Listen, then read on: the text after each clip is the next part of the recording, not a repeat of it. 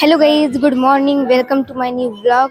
तर आता आम्ही आलो तमिळनाडूमध्ये श्रीरंगम या शहरामध्ये आणि हे आहे विष्णू आणि शेषनाग आणि लक्ष्मीचं मंदिर जे माझ्या मागं दिसतंय ते.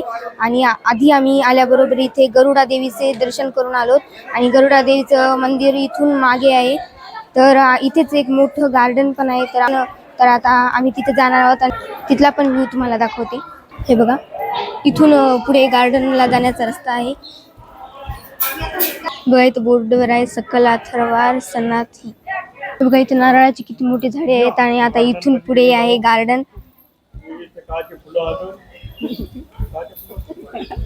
आणि इथले मंदिर जे आहेत ते खूप स्वच्छ आहेत, म्हणजे उलसा पण कचरा इथे राहू देत नाही. तर इथलं मंदिर 9 वाजता बंद होते म्हणून आम्ही आधीच आलो. म्हणजे आम्ही सकाळी सगळे जे आमचं आंघोळ ते करून सकाळी 8 वाजताच इथे हजर झालो आणि मग सगळ्यात आधी गरुडा देवीचे दर्शन घेतले. आणि आता जे आहे ते 9 वाजायला आलेत आणि आता मंदिर बंद होणार आहे. हे बघा, हे आहे मधलं गार्डन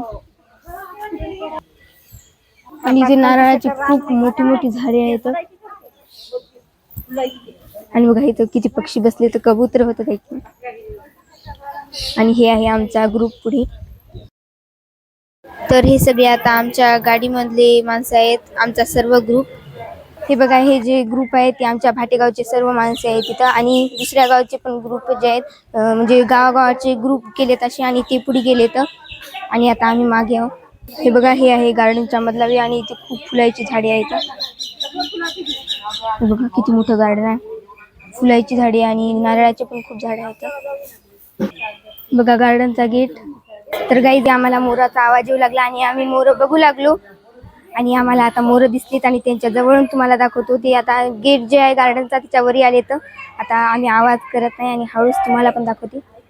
हे बघा, बघा 2 मोर बसले तिथं.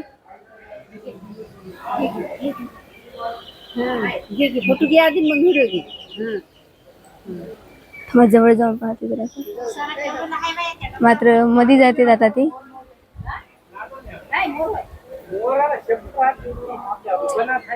आणि किती मस्त बसल्यात बघा. आणि गार्डन मध्ये बघा किती मस्त असे फुलाचे झाड आहेत. आणि आता सध्या हे गार्डन बंद आहे आणि केव्हा चालू होते आता माहित नाही. बघा 2 मोर आलेत बाहेर, अजून बाकीचे जे मोर आहेत ते मध्येच आहेत. तर जे पलीकडचं आहे ते मोर आहे आणि ही अलीकडची लांडोर नाही, लांडोर आणि पलीकडचा मोर. बघा इथं मोराचं पग पडलं. बघा गेट मध्ये, गार्डन मध्ये बघा गेली मध्ये आता मोर. हो, लांडोर गेला मध्ये आणि मोर इथेच बसून आहे. आणि त्या गार्डन मध्ये खूप असे नारळाचे पण झाड आहेत. त्यांना याला नारळाला खूप नारळ पण लागले. तर किती मस्त आहेत फुलं.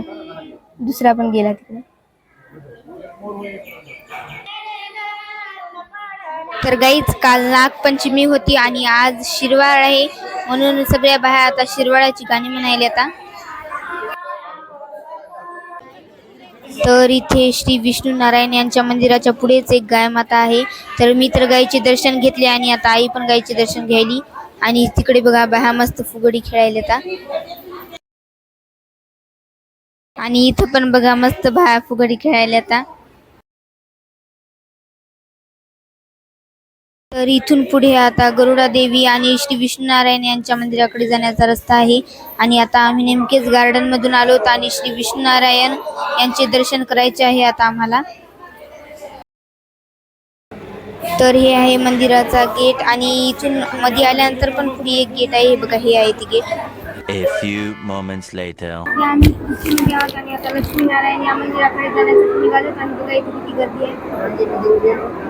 आणि आता आम्ही रांगेमध्ये उभे होतो आणि खूप मोठी रांग आहे. अर्धा 1 घंटा चालावं लागते. श्रीरंगम आहे, श्रीरंगम, आणि म्हणून आता आम्ही सगळी बसलो.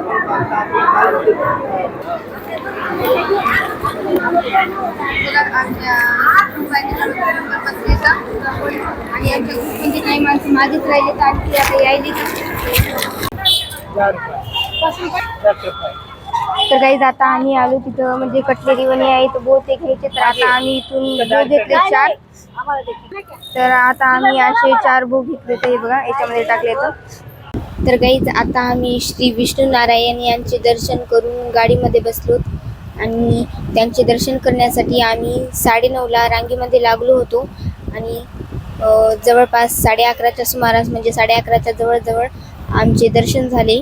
म्हणजे जवळपास 2 तास लागले आम्हाला दर्शन करण्यासाठी. आणि जेव्हा आम्ही दर्शन करण्यासाठी रांगेमध्ये उभे होतो तेव्हा पण लोक गोविंदाचंच नाव घेत होते.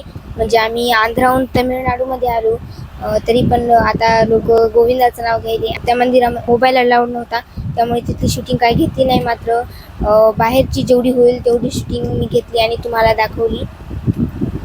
तर श्री विष्णू नारायण यांच्या मंदिरामध्ये ते असे झोपलेले आहेत आणि त्यांच्या मागूनच एक मोठा नागाचा फडा आहे आणि नारायण यांच्या पायथ्याला लक्ष्मी त्यांचे पाय चुरायली असे दृश्य विष्णू नारायण यांच्या मंदिरामधले आहे. आणि त्यांच्या मंदिरामधलं जे बांधकाम आहे ते पूर्ण पूर्वीच्या काळी जे गोटा होता त्या गोट्यानं कोरलेला आहे.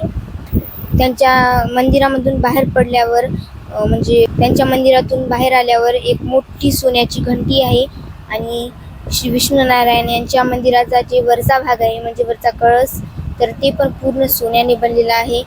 तर आता आम्ही श्रीरंगम येथे आलो होतो. म्हणजे श्रीरंगम या शहरामध्ये विष्णू नारायण यांचे मंदिर आहे तर तिथले दर्शन आम्ही केले आणि त्यानंतर आता आम्ही कुठे जाणार आहोत ते पण तुम्हाला सांगते. तर आता आम्ही कुठे जाणार आहोत तर ते या पॉम्पलेटमध्ये आहे.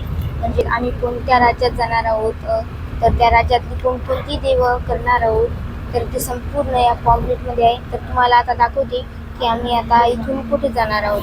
तर सगळ्यात आधी आम्ही आलो हैदराबाद मार्गे म्हणजेच नांदेड टू हैदराबाद विमानानं प्रवास केला आणि त्यानंतर मग पाताळगंगा नदी बघितली आणि पाताळगंगा नदीचा पण ब्लॉग मी टाकला आहे. जर तुम्ही तो ब्लॉग बघितला नसेल तर नक्की बघा. आणि त्यानंतर मग आम्ही आलो आंध्र प्रदेश या राज्यामध्ये आणि सर्वात आधी आम्ही श्रीशैलम ज्योतिर्लिंग केली. त्यानंतर मग महानंदी आणि त्यानंतर तिरुपती गोविंदराज तिरुमला बालाजी म्हणजे तिरुपती बालाजी यांचे दर्शन घेतले आणि तिरुचेनूर पद्मावती म्हणजेच तिरुपती बालाजी यांची दुसरी बायको पद्मावती. त्यानंतर कालहस्ती इथला पण ब्लॉग मी टाकला आहे. आणि त्यानंतर मग आम्ही आंध्र प्रदेशहून आलो तमिळनाडू या राज्यामध्ये आणि सगळ्यात आधी आम्ही शिवकांची आणि त्यानंतर मग विष्णुकांची यांचे दर्शन घेतले आणि आज आम्ही आलो श्रीरंगम. तर इथे आम्ही श्री विष्णू नारायण यांचे दर्शन घेतले आहे. श्रीरंगम हे या शहराचं नाव आहे आणि इथेच विष्णू नारायण यांचे मंदिर आहे तर तिथले आम्ही दर्शन घेतले आहे. आणि आता इथून जाणार आहोत आम्ही त्रिचीला. तर आता मी तुम्हाला जे आले तेव्हापासून कुठे कुठे गेलो होते ते पूर्ण सांगितलं आहे आणि आता आम्ही जाणार आहोत त्रिचीला. श्रीरंगम या शहरानंतर या पॉम्पलेटवर त्रिची दाखवलेले आहे. मात्र आम्ही त्रिची न करता आधी रामेश्वरमला जाणार आहोत आणि रामेश्वरम येथील दर्शन झाल्यानंतरच मग आम्ही त्रिचीला जाणार आहोत. तर वाटेमध्ये बघा इथे एक मोठा समुद्र आहे आणि किती मस्त समुद्र आहे बघा आणि सगळं पाणी निळशार आहे आणि समुद्रामध्ये खूप बोटी पण आहेत आणि हे समुद्र सुमारे 7-8 किलोमीटर तरी लांब आहे. आणि आता या समुद्राचा काठ आला आहे बघा इथं आणि समुद्राच्या काठीला घरं आहेत खूप. तर गाईज आता आम्ही आलो रामेश्वरम येथे आणि आता इथे आल्याबरोबर आम्हाला एक रूम भेटली आहे बघा. ही आहे रूम एवढी मोठी आणि सगळ्यांनी ज्याचे त्याचे आथरण टाकले त्याचा आणि आता झोपायचं. आणि रामेश्वरमचे दर्शन झाल्यानंतर पुन्हा आम्ही जाणार आहोत त्रिचीला आणि उद्या आम्ही रामेश्वरम येथे दर्शन घेण्यासाठी जाणार आहोत. तर उद्याचा पण ब्लॉग मी टाकणार आहे तर उद्याचा ब्लॉग नक्की बघा. तर आजचा ब्लॉग इथेच एंड करते. जर तुम्हाला व्हिडिओ आवडला असेल तर व्हिडिओला लाईक करा आणि चॅनलवर नवीन असेल तर चॅनलला सबस्क्राईब करा. तर पुन्हा भेटूया अशाच एका नवीन व्हिडिओमध्ये. तोपर्यंत बाय.